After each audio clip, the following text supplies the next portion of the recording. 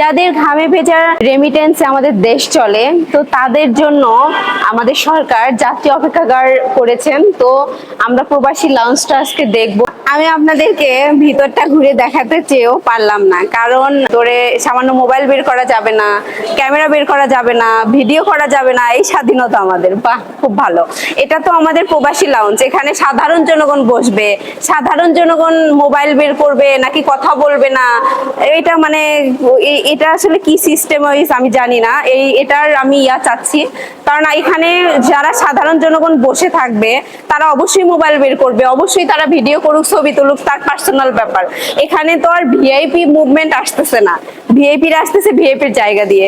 Just প্রবাসী লাউঞ্জে যদি প্রবাসীরা এসে, প্রবাসীর যে ফ্যামিলি মেম্বাররা এসে, তারা নিজের স্বাধীনভাবে এখানে প্রবেশ করতেই পারছে না। মানে আমি জাস্ট অবাক যে এই যে নামের যে মানে নাম মাত্র মানুষ বলে যে হ্যাঁ প্রবাসী এই করছে সেই করছে, প্রবাসী লাউঞ্জ করে ফেলছে, কিন্তু তার ভিতরে যে জায়গাটা, এটা আমি আপনাদেরকে একটু দেখাতে চাইলাম কিন্তু দেখাতে পারলাম না। যাই হোক, সরি টু সে, আসলে খুবই মানে দুঃখজনক, খুবই দুঃখজনক। আমি মানে অবাক যে এখানে সাধারণ জনগণের জন্য বসার একটা গ্যারেজের ভিতরে একটু ডেকোরেশন করে, একটু ফ্যান ট্যানের মোটামুটি ব্যবস্থা করে এখানে বসার জন্য কয়েকটা জায়গা, নামাজের জায়গা একটু ঘেরাও টেরাও দিয়ে রাখছে, কয়েকটা টেবিল ফ্যান দিয়ে রাখছে, সিলিং ফ্যানও না। যাই হোক, এই গ্রাউন্ড ফ্লোরের এই গ্যারেজটাতে যে তারা এরকম রাখছে প্রবাসী লাউঞ্জ নামে, একদমই মানে আমরা শুনতেছি ওরে বাবা প্রবাসী লাউঞ্জ করছে না, না জানি কি করছে।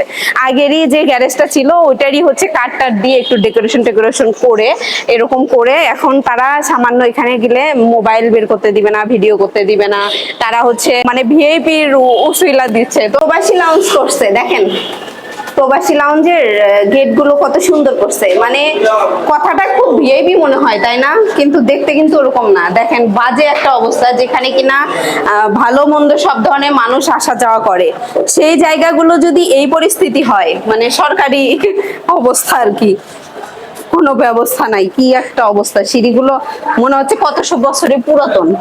কথায় আছে না, উপরে ফিটফাট ভিতরে সদরঘাট, নামটা যদিও প্রবাসী লাউঞ্জ, কিন্তু অবস্থাটা একটু এরকমই।